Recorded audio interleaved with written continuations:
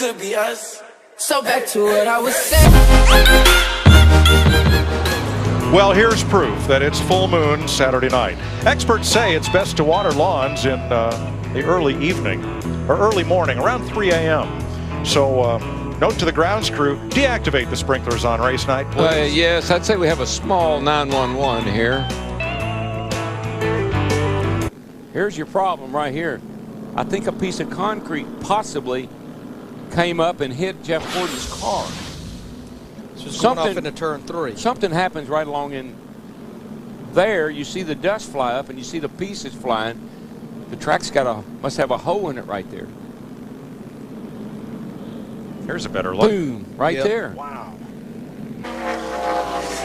And there in the top of the picture, you saw some smoke coming off the wheels of car number 23, the Bear car of Bob and Richard Bear from Oxford, Maine, and the car sliding, coming up across the top of the tunnel.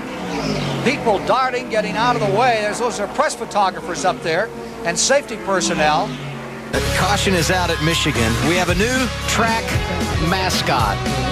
I'm not sure. It's not a beaver. We've ruled out beaver. I'm not sure. A giant squirrel, maybe, huh? It does look like a really big squirrel. They've got a scoop shovel out. Now, I'm going to tell you, the last time we went through this, Michael, you and I were at Bristol for the trucks. There was a squirrel. Now we've got confirmation it's a groundhog. And it's not even Groundhog Day. Yeah.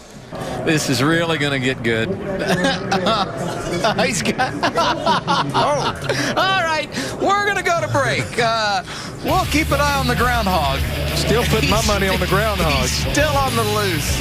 Why does this always happen? Oh, they got him. What I just saw right there, Jeff Gordon in the 24 being pushed by Carl Edwards in the 99. It's like they were trying to time as we just had the lights go out on the back straightaway. Yeah, the backstretch and turn 2 fall to darkness. The track, however, is still green. But guess what? Now we're under Jeff caution. Gordon and Carl Edwards have not slowed down. Yellow is out for the light. Watch the left rear tire on the 39.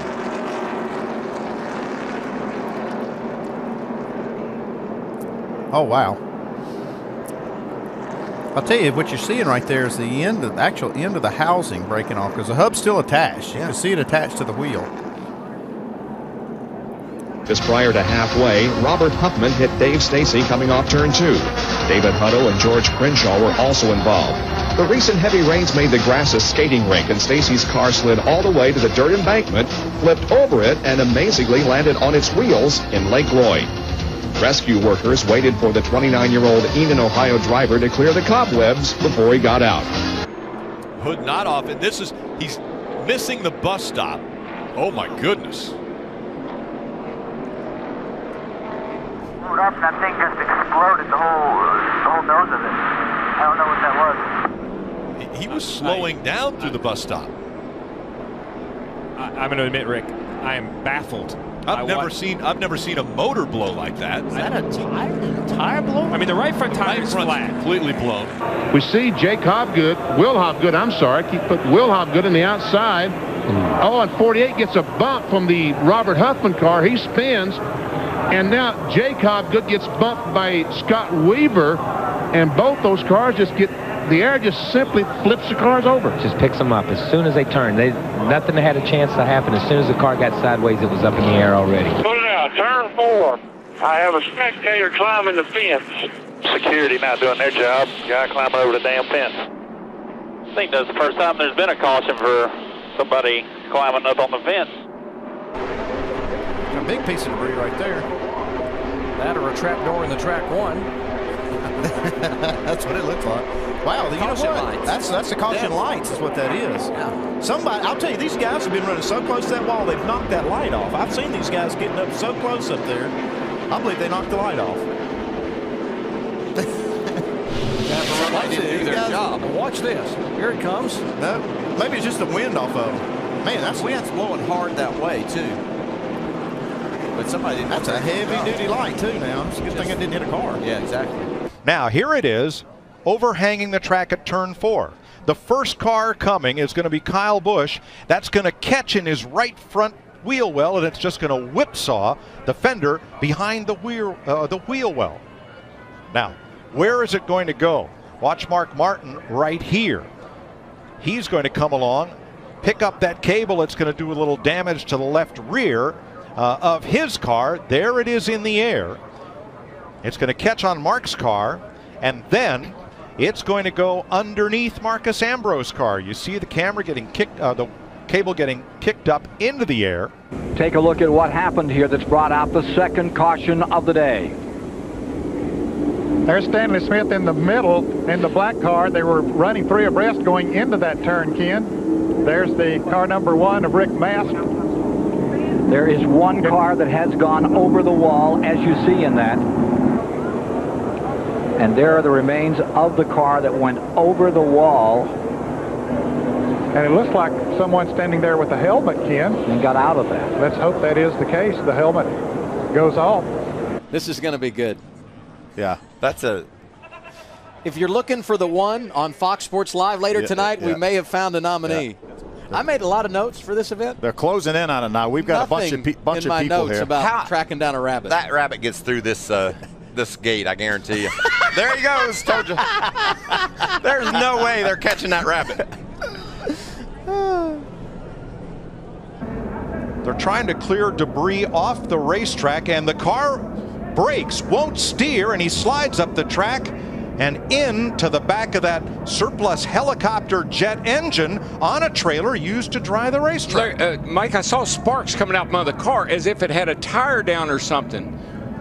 What an incredible turn of events. I've never in my life. Here is the replay coming into turn 11. I'm not sure. Those are the guys just in front of him. Yeah, but there's Vickers. Already made contact with Stewart. So the attitude kind of, what the heck, I'll let him go and then pay it off. And I can guarantee you that all clear. All Vickers has been thinking about since he got turned by Stewart was getting in a position to do this. Looking for him. Where's that 14? Yeah. I think Gilliland hit that tire and wheel. Let's see what happens here. Yeah, you see the center of the tire, the wheel is gone. Well, the only way we're going to find out, we're going to have to go over to the infield and dig it out of that camper tent that it went over into. Man, look at the guys. And it did bounce off the hood of Gilliland's car. It's still going. Photographer's scramble. And it just missed the folks up on that scaffold. And the safety truck getting the debris off of the track. Actually involved in a little bit of an incident. The 95 hits the safety truck.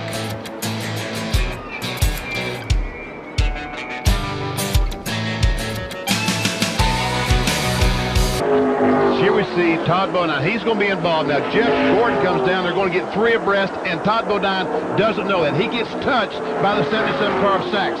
He goes down, hits the 24 car. Sachs, the 8 car, spins, and look at all these cars behind. They got no place to go. Watch Mark Martin. He's hit someone. He has no brakes.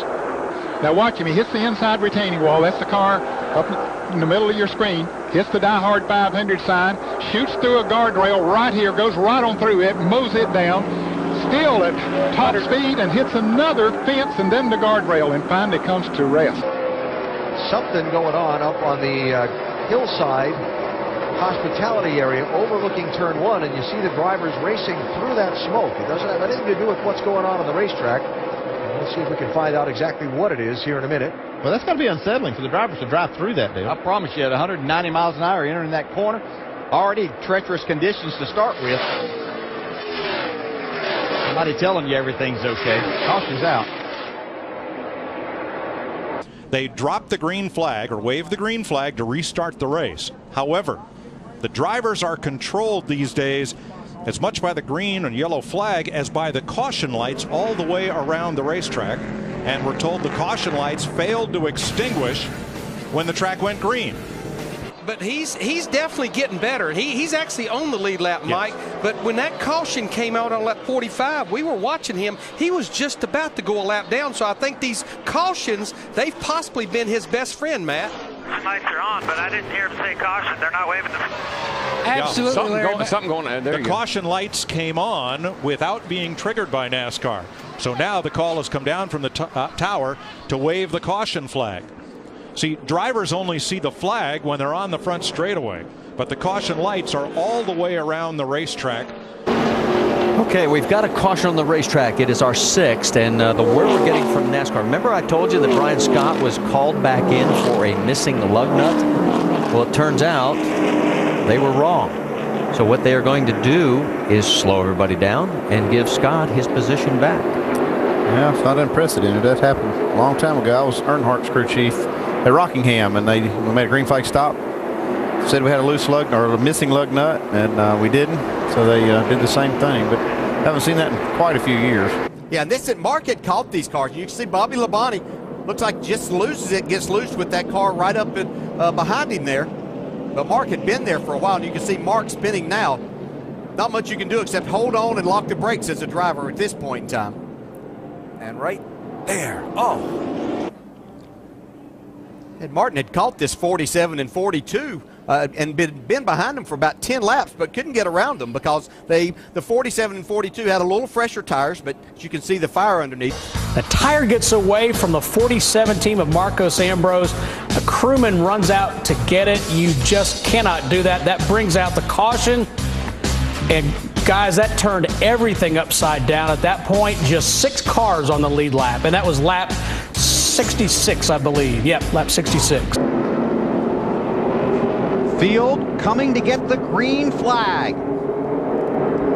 And the green flag's in the air, and they put the caution back out because they still had safety vehicles on the track in turns 1 and 2. What in the world? What were they thinking? They got about 3 trucks still out on the racetrack. And some guys haven't seen it yet.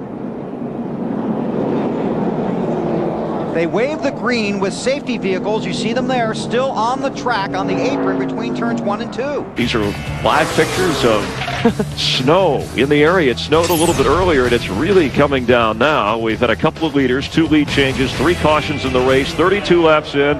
Kevin Harvick ahead of J.J. Yaley, but the red flag is out. Now, it looks they need a Zamboni machine for this. Oh, man, I tell you right now, I've heard of the Snowball Derby, but this like it may wind up being the Snowball Derby. Now, I haven't. You and Darrell Waltrip. I know Jamie McMurray is with us. Yeah, there's a groove. You're talking about looking for a groove on the track. Jim Cantori would be very happy right now. Hey, Michael, it was only 20% chance of rain. I think we got all 20. All I can say is don't be the last guy under the tent, if you know what I mean. That's golf ball size. No. That's marble size hail. What are you, not from the Midwest? Well, you always hear it's golf ball size, softball size. I've seen softball size hail, and that's something we definitely don't want to see at this racetrack. But yes, it is hailing in Kansas. Look me in the face, tell me that you love me, even if it's fake.